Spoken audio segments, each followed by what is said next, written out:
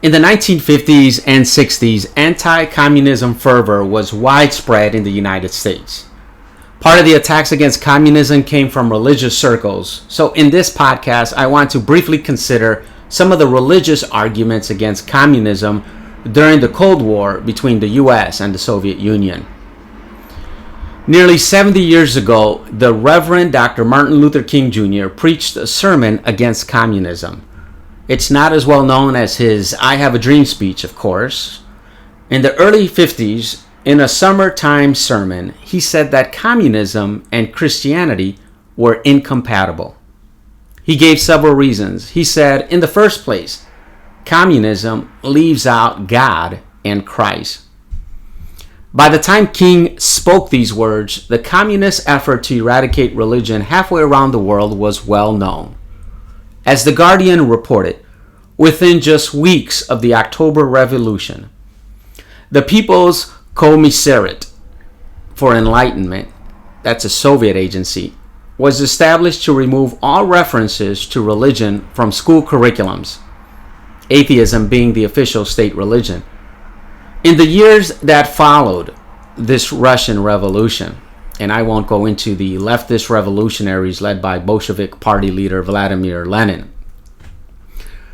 but in the years that followed this revolution, churches and monasteries, according to The Guardian, were destroyed or turned into public toilets. Their land and property was appropriated.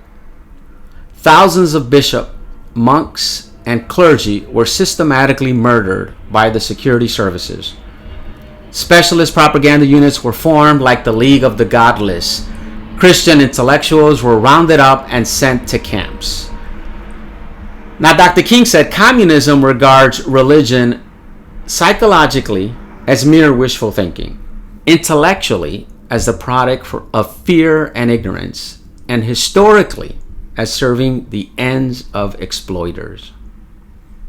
That's just a fancy way of saying stupid. Christianity is stupid, intellectually, psychologically, politically. But no matter how hard communism tried to wipe out religion, it failed time and time again. In times of religious persecution, Christianity goes underground. And so just like the early Christians sought escape from Roman persecution in the catacombs, Christians in communist countries hid their Bibles and met secretly to worship their king, the King of Kings. And Christians show up in the most unlikeliest of places too. For example, let me pull out this book. In Martin Gilbert's A History of the 20th Century, he notes the religious perspective of Joseph Stalin's daughter in her rebellion against one of history's worst dictators. Let me see if I can pronounce this Russian name. Svetlana Luluava was visiting India when she decided to defect. This was in 1967. The historian writes in volume 3, page 357, 5 days after reaching New York, Stalin's daughter gave a press conference highly critical of communism. She had come to the West, she said, to seek self-expression that has been denied me for so long in Russia. And she added, I was brought up in a family where there was never any talk about God. But when I became a grown-up person, I found it impossible to exist without God in one's heart. Joseph Stalin's daughter found it impossible to live without God as an adult. Now imagine that. From the belly of the atheistic beast that would seek to eradicate all religion from the face of the earth emerges a woman who stands up at great risk to her personal life and proclaims, "Give me God." It's like, I've seen what the devil looks like. Give me Jesus. And if you doubt that, just look up what happened to her family under Stalin. Dr. King said Christians believe in God. Communism does not. Therefore, a Christian cannot be a communist. Logical. Now, one of the reasons he even spoke about this topic was because in his day, communists really tried to persuade minority groups that they held the keys to true equality. King wasn't convinced. Now, he never denied that American Christianity often fell short of its ideals, and he constantly pointed out the lack of a level playing field in economics, but he said, nevertheless, quote, Christianity at its best has never let go of the ideal that the end of all life is the glory of God. You could say King looked at human history as divine history. In other words, human beings were created by God's love. Human rights, therefore, are God-given rights, or as the Declaration of Independence said it, endowed by their Creator with certain inalienable rights. Not rights to be doled out by a communist government, or any government for that matter. Rights granted by the government today can be taken away by the government tomorrow. But God-given rights could never be taken away, no matter who was in office. Under communism, King said, the state can decide which rights, if any, you have and how long you can have them. As King said, quote, liberties of the press or pulpit expression, freedom to vote, one's freedom to listen to what news he likes or to choose his books and even his friendships are all restricted.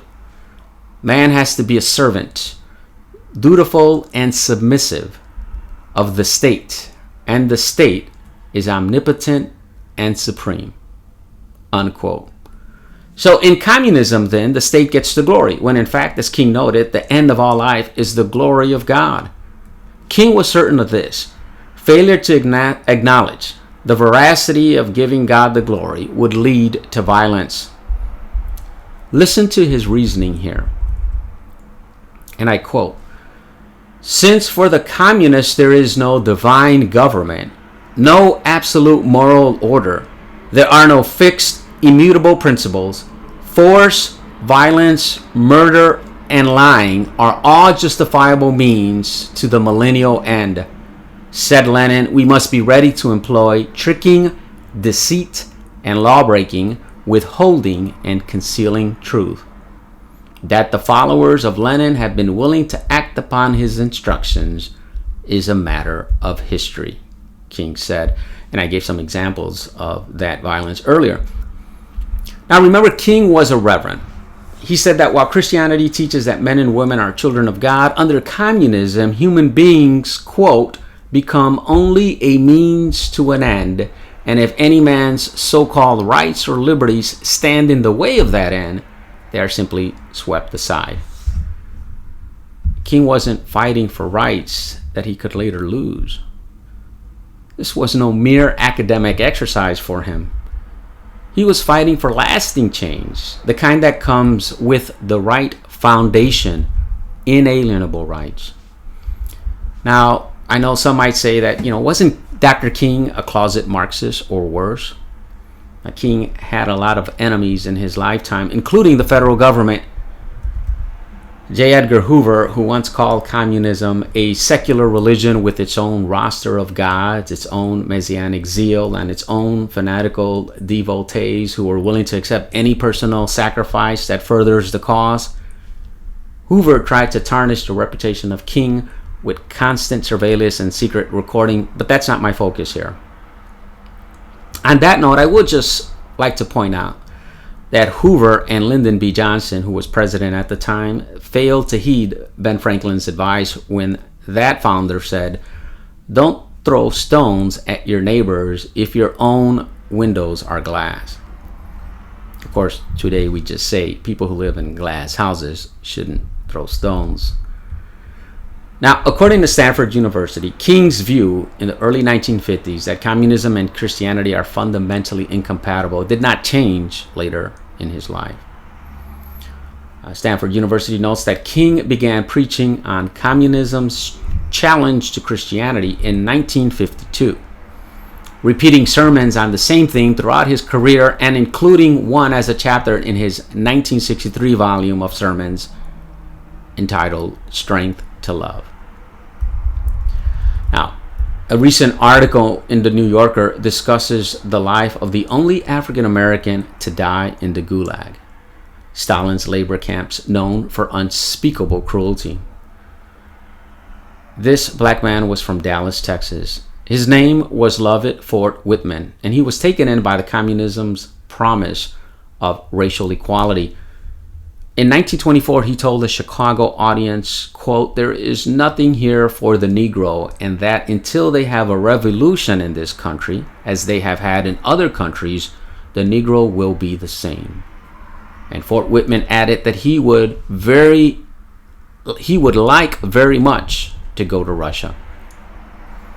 And so he did. But it wasn't long before he fell out of favor among the communist leaders because he began to question Stalin and criticize what he was seeing in the Soviet Union. The question even came up, was racial equality worth it in a country where you could hardly live off the bare necessities you were provided by the government?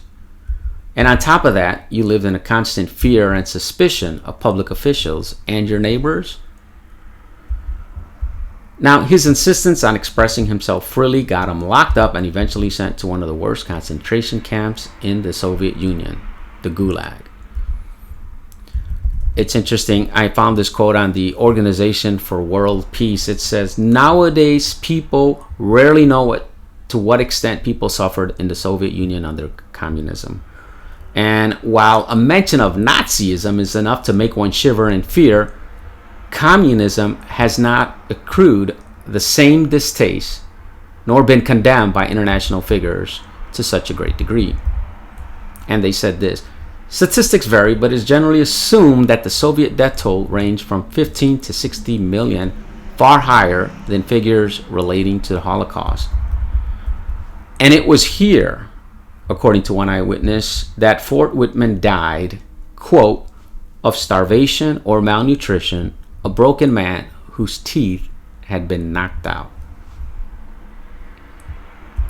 The New Yorker article concludes, Fort Whitman is the only African American recorded to have died in the Gulag, but in his final moments, that distinction made little difference. He was buried in a mass grave with fellow inmates who met the same fate. And so Karl Marx and Friedrich Engels, who wouldn't have shed a tear if all religion was eradicated from the earth, set in motion ideas which led to death and more death in the hands of Vladimir Lenin and Joseph Stalin, men who sought their own glory, not God's, promised what they could not deliver, and in a cowardly pursuit of power, shut down free expression, critical thinking, debate, and self-determination. In other words, the communists, in their own countries, killed life, liberty, and the pursuit of happiness. Thank you for listening. Please be sure to subscribe to be notified when the next podcast is out.